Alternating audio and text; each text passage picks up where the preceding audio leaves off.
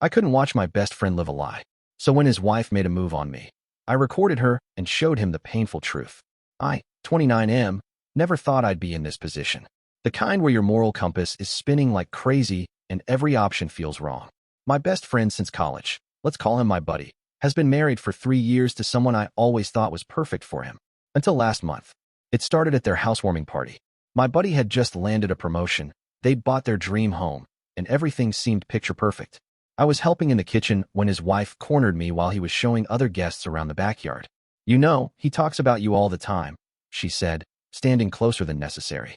"Sometimes I think he admires you more than he does me." I laughed it off, assuming it was just friendly conversation. But then her hand lingered on my arm, and her eyes held mine a beat too long. I made an excuse about needing another beer and walked away, convincing myself I was reading too much into it. A week later, she texted me asking for help with a surprise gift for my buddy. Seemed innocent enough. When I arrived at their house, he wasn't home, something she forgot to mention until I was already there. He got called into work, she explained, pouring wine without asking if I wanted any.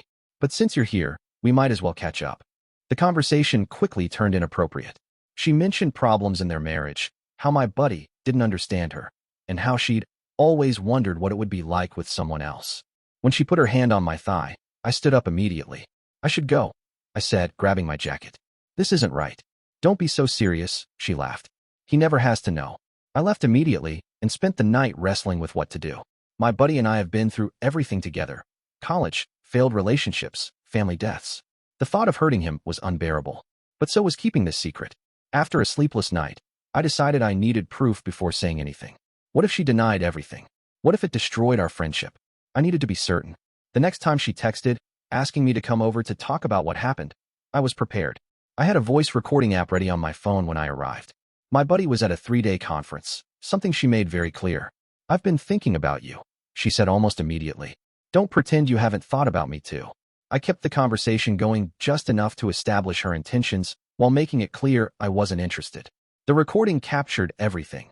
Her explicit suggestions, her dismissal of my buddy as too boring, her assurance that he never needed to know. When she tried to kiss me, I stepped back and said, "I can't do this to him. He's my best friend. What he doesn't know won't hurt him," she replied. I left shortly after, feeling sick to my stomach, but certain I had what I needed. For days, I agonized over what to do with the recording. Would showing him hurt more than help? Was it my place to get involved? But every time I pictured him living with someone capable of such betrayal, I knew I couldn't stay silent. I invited him for drinks at my place, just the two of us.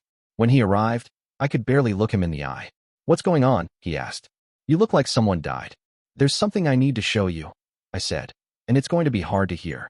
Before playing the recording, I explained everything: the housewarming party, the texts, the uncomfortable conversations. His face darkened with each word.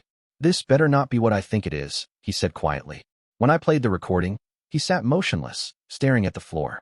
The only sign he was affected was his white-knuckled grip on his beer bottle. When it finished, silence filled the room. "I'm sorry," I finally said. I didn't know what else to do. He stood up suddenly, pacing my living room. "How long has this been going on?" "Just these 2 times, as far as I know," I answered. I shut it down immediately. He nodded, then asked if he could have a copy of the recording. I sent it to him, and he left without another word. For 3 days, I heard nothing. My texts went unanswered. I was beginning to think I'd lost my best friend forever when he finally called, asking if he could come over. When he arrived, he looked exhausted but somehow lighter. "I confronted her," he said, collapsing onto my couch. "Played the recording. She tried denying it at first, then blamed me for being distant, then blamed you for leading her on.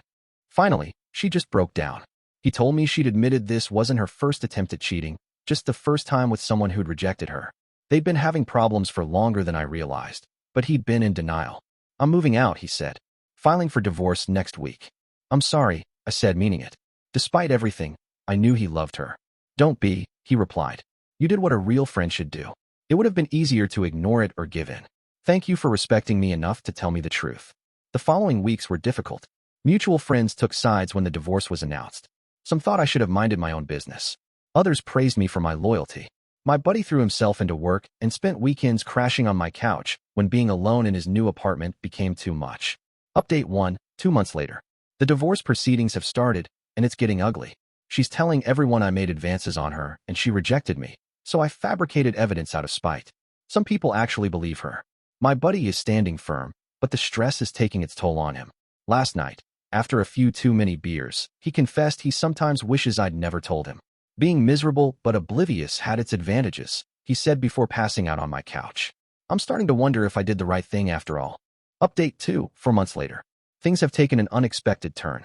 One of their mutual friends reached out to my buddy with screenshots of conversations where his soon-to-be ex was bragging about other affairs. Apparently, she'd been unfaithful with at least 2 other men during their marriage. The evidence has strengthened his resolve and silenced most of the critics who thought I was lying. He thanked me again yesterday, saying, "If you hadn't shown me the truth, I might have wasted years of my life with her." The divorce should be finalized next month. My buddy has started therapy and is slowly beginning to date again. Our friendship has actually grown stronger through all this. Sometimes doing the hard thing really is the right thing, even when it doesn't feel like it in the moment.